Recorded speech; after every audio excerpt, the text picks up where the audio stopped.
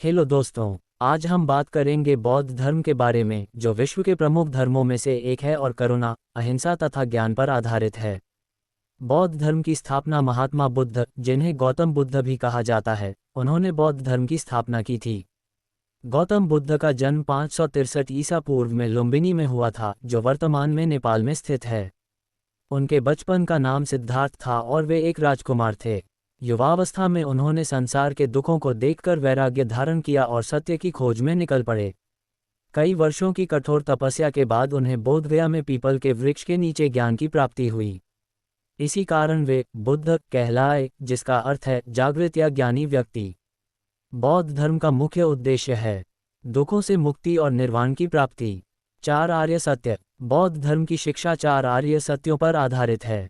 संसार दुखमय है। दुखों का कारण तृष्णा है। दुखों का अंत संभव है। दुखों के अंत का मार्ग अष्टांगिक मार्ग है। अब बात करते हैं इनके अष्टांगिक मार्ग के बारे में। अष्टांगिक मार्ग के 8 अंग हैं।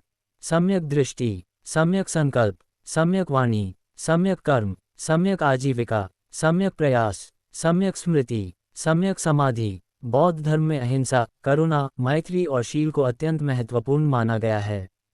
त्रिरत्न। बौद्ध धर्म के 3 प्रमुख आधार हैं, बुद्ध, धम्म, संघ। तो चलिए अब जानते ही बौद्ध ग्रंथ के बारे में। बौद्ध धर्म के प्रमुख ग्रंथों को त्रिपिटक कहा जाता है। विनय पिटक, सुत्त पिटक, अभिधम पिटक। अब आते हैं बौद्ध धर्म का प्रसार पर। सम्राट अशोक ने बौद्ध धर्म के प्रचार में महत्वपूर्ण भूमिका निभाई। उनके प्रयासों से यह धर्म भारत के साथ साथ श्रीलंका, चीन, जापान, थाईलैंड और म्यांमार तक फैला। अंत में कहा जा सकता है कि बौद्ध धर्म हमें शांति, संयम और करुणा से भरा जीवन जीने की प्रेरणा देता है। अब हम बात करते हैं गौतम बुद्ध के पारिवारिक जीवन के बारे में। पिता। गौतम बुद्ध के पिता का नाम शुद्धोधन था। वे कपिलवस्तु के शाक्य गणराज्य के राजा थे। माता। उनकी माता का नाम माया देवी था। गौतम बुद्ध के जन्म के कुछ ही दिनों बाद माता माया देवी का निधन हो गया था।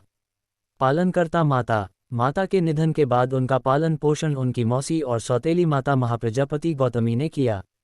पत्नी। युवावस्था में सिद्धार्थ का विवाह यशोधरा से हुआ था, जिन्हें भद्रकंचना भी कहा जाता है।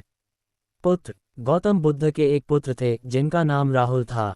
संन्यास। लगभग 29 वर्ष की आयु में सिद्धार्थ ने अपने परिवार, राजमहल और सांसारिक सुखों का त्याग कर संन्यास ग्रहण किया।